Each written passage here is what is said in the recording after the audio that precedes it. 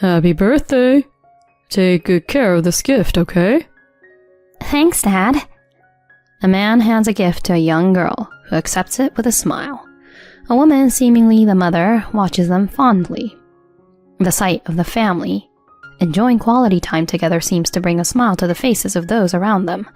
Yet, I can't bring myself to smile, because the man who appears to be the father is someone I know all too well.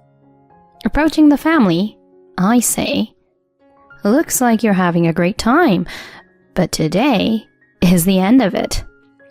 The man turns around and freezes upon seeing my face.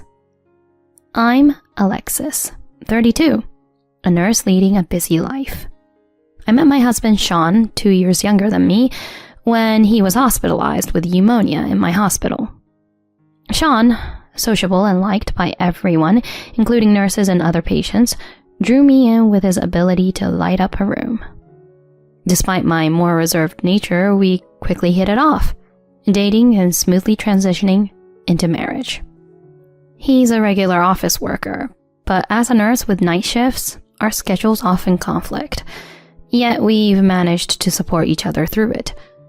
We've been married for 5 years, but don't have children yet.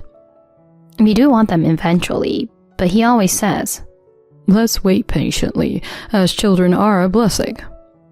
Moreover, his company hasn't been doing well lately, increasing his overtime and overnight stays.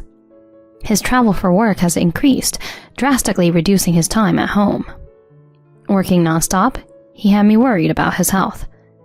It's terrible how his company overworks his staff in these tough times. I thought he should consider changing jobs, but he had no such intentions. "I've been with the company for a long time. I want to help it recover. I can't just abandon them by switching jobs now. I know it's tough on you, but can you hang in there a little longer?" In response, I said, "I'm fine, really. I'm just worried you might wear yourself out. You've been working nonstop lately. I'm afraid you'll collapse one of these days." "Sorry for worrying you. I'll be fine though. I make sure to take breaks.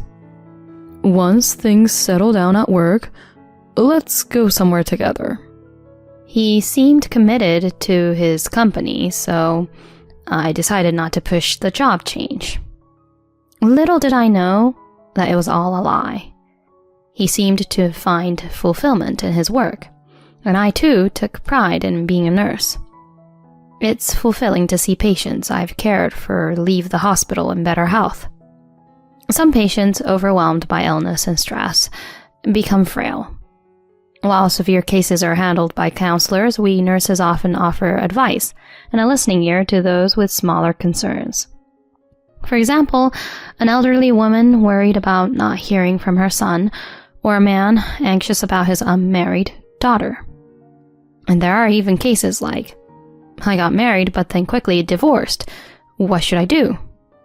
While I can't always offer advice, just listening seems to help their healing. It's true what they say about health being influenced by one's state of mind. Sometimes just talking about your problems helps. And that's why I wish Sean would share his troubles and complaints with me. It might not solve everything, but it could at least provide some relief. While I was preoccupied with worries about him, trouble came my way. One day, Sean returned from work and announced he was going on a sudden business trip.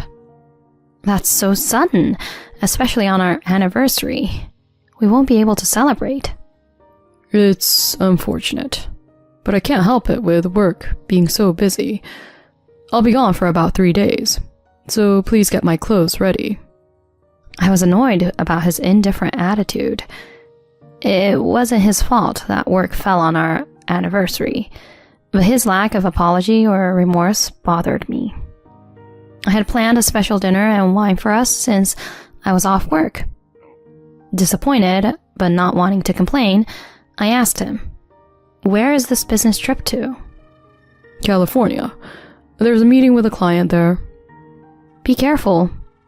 Could you let me know where you'll be staying? Just in case I need to reach you." With that, he started acting nervously. a sure sign he was lying. Unaware that I knew his tale after 5 years of marriage, he continued. I might stay with a friend in California. Hotels are expensive. Oh yeah? Then give me your friend's contact info. No, you don't know them. It would be awkward. Just call or text me if you need me. True to his excuses, Sean didn't give me any contact details, deepening my suspicions. The next day, after he left for work, I couldn't shake my irritation. Feeling gloomy, I called a friend in the next town to vent. While chatting, I felt the urge to meet up. Since we're both off, want to hang out? I suggested. She agreed, so I headed to her town. We met up around lunchtime and decided to eat at a restaurant. That's where we saw something shocking. While looking at the menu, we heard happy voices from a nearby table.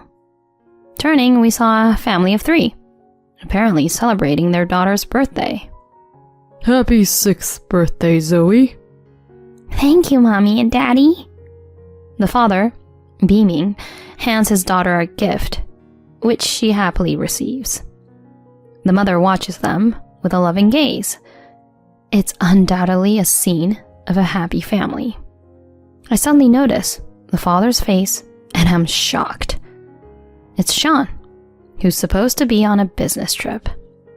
Why is he here instead of California? The resemblance is too striking to be a mere look-alike.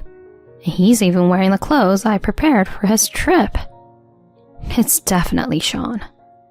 Deciding to test the waters, I call his cell phone.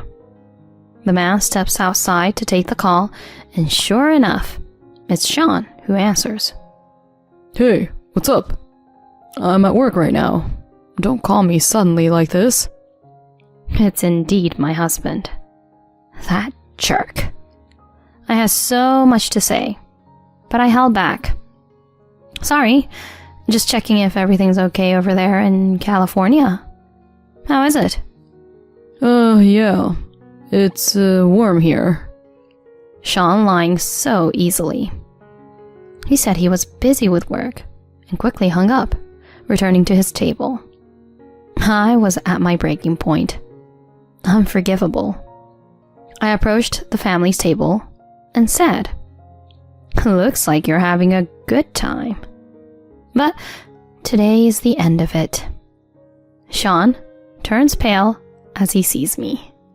Meanwhile, the girl's mother looks at me, puzzled. Who are you? What do you mean by the end? It seemed like the woman, his apparent affair partner, knew nothing about me. The girl looked equally puzzled. Sean said nothing, just hung his head in shame. I wanted to confront him right there. But considering the other customers and not wanting to spoil the innocent girl's birthday, I decided to let it go for now. Oh, sorry, my mistake. You have a lovely family. Happy birthday, young lady. I left the restaurant with my friend, who also knew Sean, and glared at him. We pretended to leave, but waited outside for them. After about 30 minutes, they came out, the woman and girl, happily talking about the present.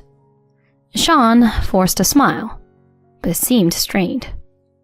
My friend and I discreetly followed them. They eventually entered a large, fancy house with a big yard. It appeared they lived there. What was his relationship with them, and how had they met? I wanted to confront him immediately, but restrained myself for the sake of the girl. We have other things to prepare, so we decided to head back. My friend was even angrier than me about the situation.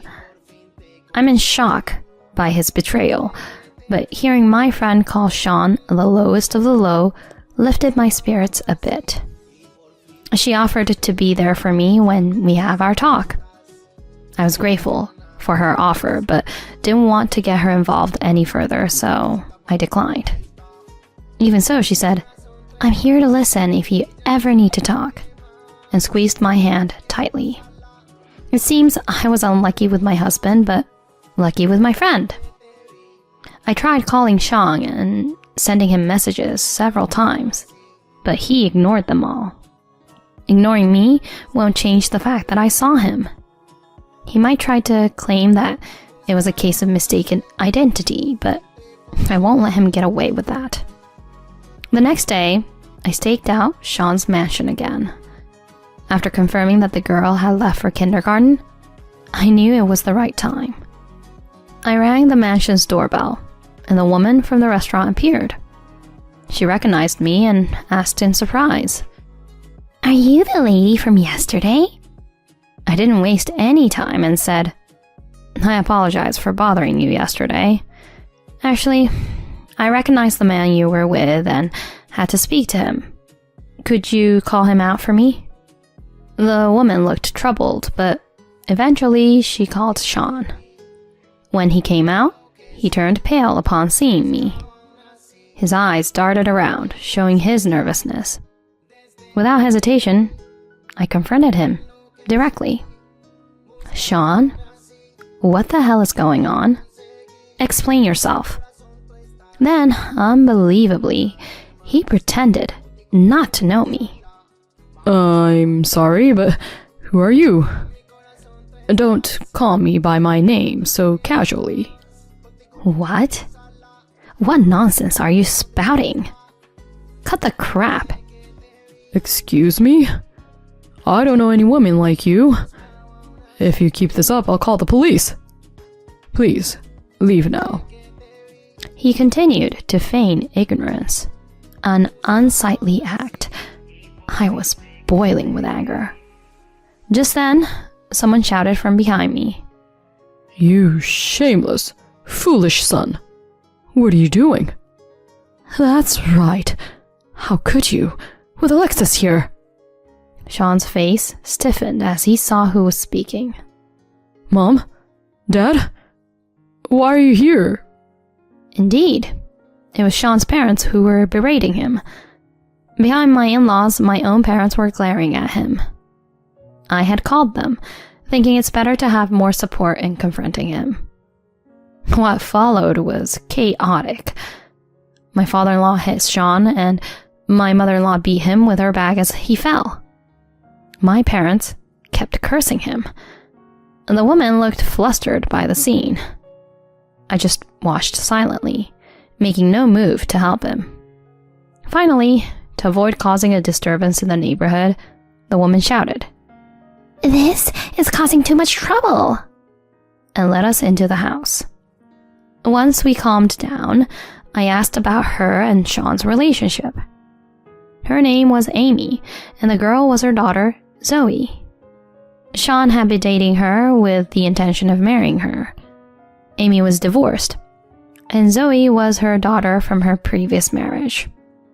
It turned out that Sean had lied about being single and had been taking money from Amy, a wealthy woman. The company went bankrupt, and I lost my job. I need some money while I look for work. She had agreed to lend him money, believing they were going to get married. She not only gave him money, but also let him stay at her house. I then explained the situation to her. My name is Alexis. To be direct, Sean here is my husband. We have been married for 5 years. I showed her photos from our wedding as proof. She listened to my story in shock. She glared at Sean and shouted, "What the hell?" Sean looked down, saying nothing. Then his father yelled, Don't just sit there looking pitiful. Speak up. Sean finally began to shake and started explaining. He had actually been fired from his job.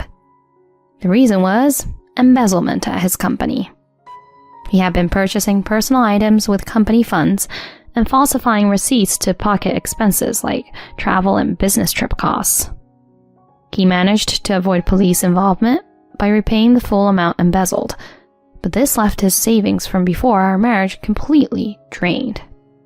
Desperate for money, Sean targeted Amy, a wealthy client he had heard about, and charmed his way into her life. All the times he had claimed to be staying at work or going on business trips, he had actually been staying at her house. I was completely appalled. Not only had he cheated, but he had also been fired for committing a crime. His actions towards Amy were nothing short of marriage fraud. Hearing his confession, Amy was also furious. How could you do this to me? You approached me just for my money. I thought you cared about Zoe and were a good person. Amy, please calm down. How can I calm down? I thought you were single, but you're married. To trick me and take my money? That's fraud. I'm going to sue you. She had every right to be angry. She was a total victim in this. I also joined in, confronting Sean. I agree with her. You are truly the worst. I'm going to divorce you and sue you for infidelity. Be prepared for that. Hearing this, he began to panic and begged me. Please, forgive me. It was just a moment of weakness. I never thought it would turn into such a big deal. I'll change my ways and work hard from now on. Please, forgive me. I was appalled by his brazen plea. Could he really believe that after all he's done, his request would be granted? I unleashed my anger at him. Are you stupid or what? After all trouble you've caused, you expect forgiveness just because it was a moment of weakness? That's just too convenient. Ever heard the phrase, sorry doesn't cut it if it's a crime? I'm really sorry, I am. Enough. All you do is lie. I don't trust you anymore. I will definitely divorce you. Upon hearing this, Sean collapsed and started crying. But everyone just looked at him with cold eyes. A few weeks later, I got divorced. I kicked him out of the house and demanded alimony. He was taken into custody by the police and found guilty of fraud. Amy also sued him for alimony. After being released, Sean ended up living in a rundown trailer, working all hours to pay off the alimony in installments. Disowned by his parents, he had nowhere to return to. I hope he truly reflects on his wrongdoings. As for me, I returned to my carefree single life. I thought I'd had enough of marriage for a while, but something interesting happened a year after the divorce. An elderly woman, a former patient I had counseled, said to me, I would really like you to marry my son. I'm still thinking about it, but it seems like life is going to be interesting.